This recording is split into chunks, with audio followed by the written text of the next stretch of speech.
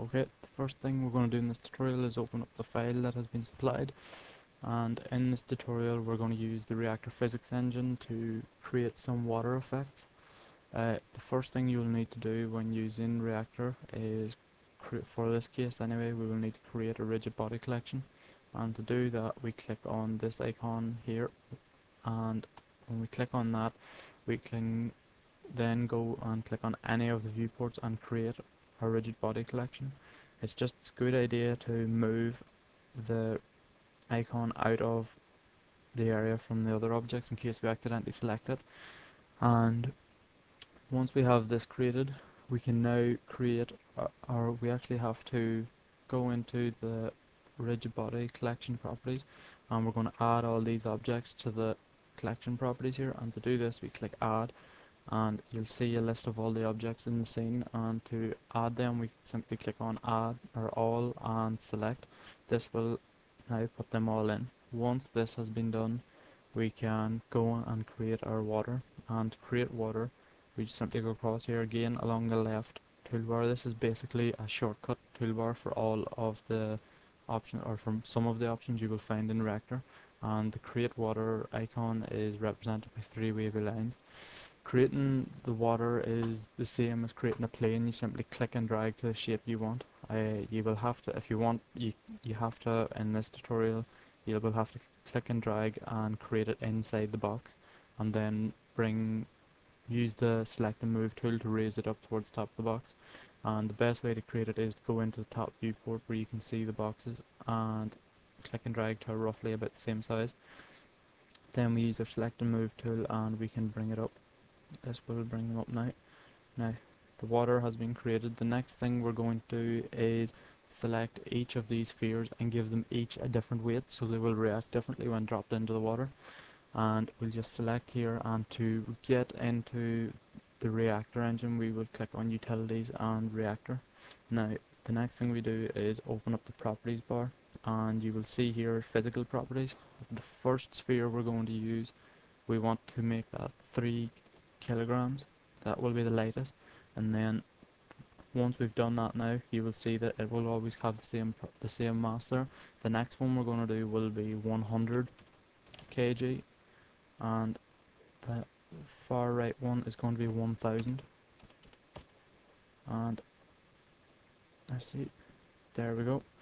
Now the next thing we need to do, or the next thing we can do, is if you want to preview your animation, you can scroll down here, or if you have a higher resolution you should be able to see it. This icon here is preview animation, although in the Reactor menu you can see it there. There's preview in window. These two are the same thing, so we can click. Well, we actually have to make sure you have the appropriate viewport selected where you can see everything, and just make this a little better here.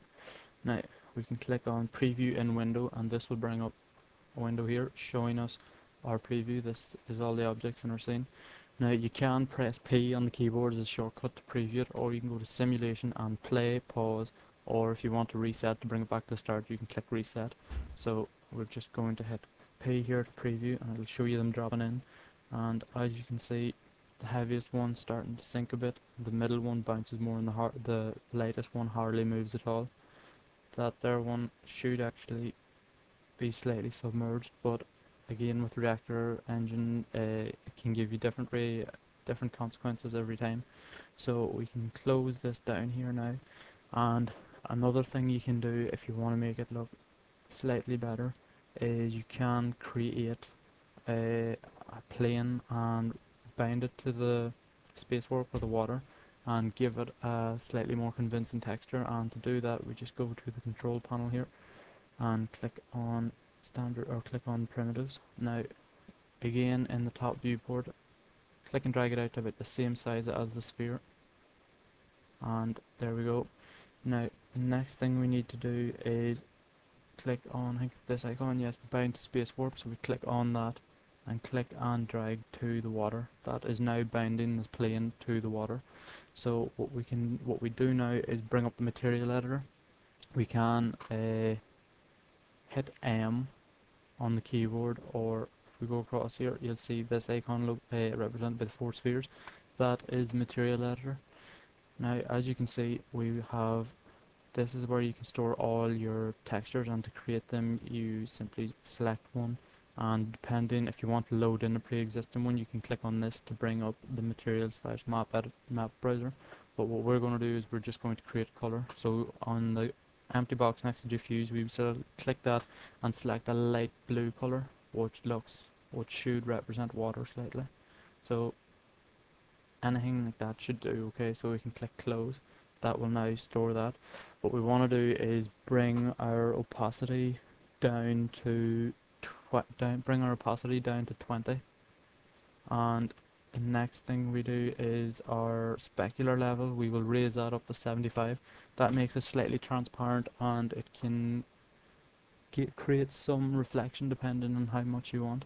So with that created, we can see the effects of our new texture, and to bring it onto our plane we simply click and drag onto the plane that is now created, and we can click that just to show it up. But the next thing you will have to do when this should now be ready to create, what you want to do is save your file. Make sure you save it, because when you go to create your file you cannot undo anything that has been done from that point on, so you need to save it just before you create animation. And again, in the left toolbar there is create animation icon, and there's create animation there. So we'll just keep this proper and click create animation. It does warn you, says are you sure you want to create animation. This action cannot be undone, so we click OK. This means our animation is now ready to be rendered out. And to render our animation we simply go to rendering and click render. This brings up the render scene window. Now for this animation we're only going to render out the first 100 frames, so we can click on range and bring that up to 1, or 0 would nearly do. I always bring it up to 1 anyway. So we just use 1, and in the output size you can choose which resolution to output your animation as. It doesn't really matter. It's only sort of a sample of what you can do, so I'm going to select a low resolution. And next thing, you'll need to render output. This will allow you to save your file, so click on file, browse. So again, you'll see save in. This will allow you to search through and save your file to the appropriate folder, or whatever folder you want. File name, we'll just create water. Yeah, you can see I've already done this before, but we'll overwrite it anyway. So the next thing you need to do is save as type.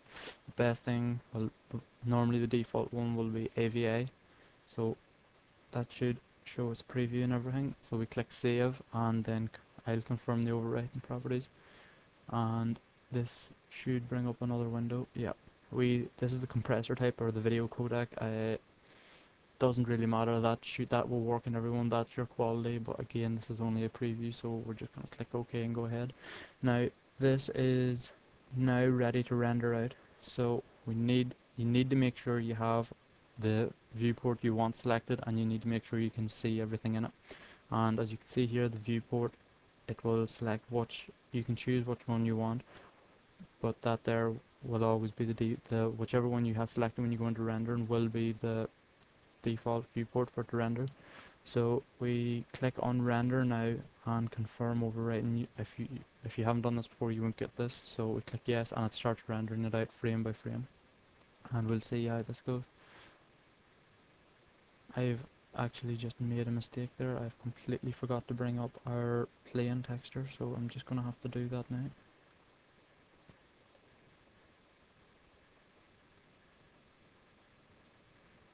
Again, you can see how a small mistake can make a mess of things. Just go to render. Everything has already been saved, so we'll just go down. Yep, everything's gone on, so we just click render and click yes, and you can see now how it changes. So we just need to let this render through 100 files or frames, and then you can play it back as an AVA on Win Media Player or Real 1 Player. So just let this render out.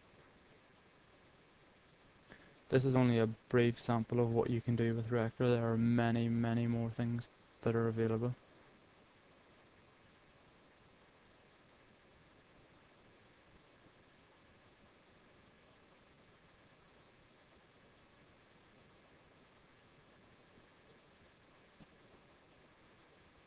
Rendering can take quite a while also, depending how much is in your scene and how many frames you have to go through. This has been fairly quick. This is now our scene rendered out. That has been saved to the appropriate file, and that's the end of the tutorial. You now know how to create basic water effects. You can give shapes different properties. You can give them many more properties as well, but the only thing we've done here is the mass properties. That helps a lot with physics when you can apply wind to objects, make them move around, and depending on the weights of them, it will change how much they move. So this is now the tutorial completed.